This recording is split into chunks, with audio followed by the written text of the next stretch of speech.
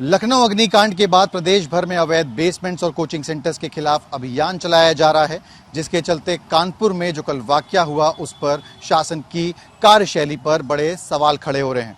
दरअसल कानपुर विकास प्राधिकरण ने एक ड्राइव चलाकर कई अवैध बेसमेंट्स और कोचिंग सेंटर्स को सील किया, जिसमें से एक था उत्तर प्रदेश विधानसभा स्पीकर सतीश महाना के भाई बिट्टू महाना का बेसमेंट, जहां पर कोचिंग और रेस्टोरेंट चल रहा था।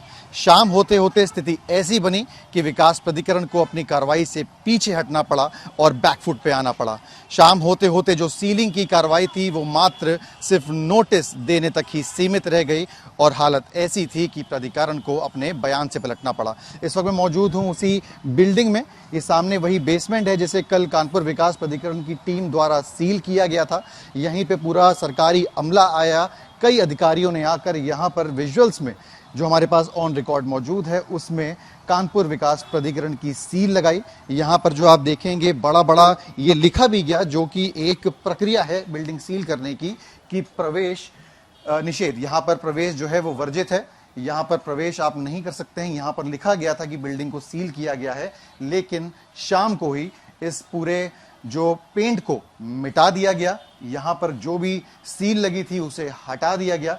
प्रशासन ने इसलिए सील किया था कि ये मानकों के विपरीत चल रहा था, इमरजेंसी एग्जिट नहीं था, फायर के नॉर्म्स पूरे नहीं थे और जो मानचित्र जो नक्शा पास होना चाहिए वो किसी तरीके से पास नहीं था। जिसके बाद एक कार्रवाई की गई जो ऑन रिकॉर्ड सब कुछ मौजूद है, लेकिन हालत ऐसी हुई कि प्राधिकरण को अपने कार्रवाई से पलटना पड़ा। इसके साथ इसी बिल्डिंग में चल रहे एक दूसरे बेसमेंट में जो कोचिंग सेंटर थी उसको भी प्राधिकरण की टीम ने आकर सील किया, लेकिन हालत ऐसी है कि वो सील को भी हटा दिया गया है और जो कैमरे के सामने सीलिंग की कार्रवाई की गई, आधिकारिक जो बयान है उसमें बताया गया कि किस तरीके से बिना नोटिस दिए ही इस बिल्डिंग को सील किया जा रहा है, वह शाम होते होते सिर्फ नोटिस तक सीमित रह गई। ये बेसमेंट को इसलिए सील किया गया था क्योंकि यहाँ पर इमरजेंसी एग्जिट और आने जाने का रास्ता सीमित था, फायर के नॉर्म्स पूरे नहीं थे, मानकों के विपरीत ये जो पूरा बेसमेंट है वो चल रहा था। जिसके बाद कार्रवाई की गई, लेकिन शाम को शायद राजनीतिक तसूक कुछ ऐसा है कि प्राधिकरण ने कहा